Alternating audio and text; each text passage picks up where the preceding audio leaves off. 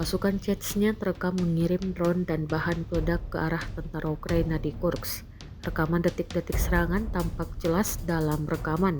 Videonya diunggah di Telegram Kadyrov 95 pada Minggu 9 Februari 2025. Dalam keterangan unggahan disebutkan, inilah momen penghancuran anggota Ukraina dan senjata pasokan Amerika di arah Kursk. Selama pengintaian udara, tempat perlindungan tentara Ukraina ditemukan di salah satu rumah pribadi.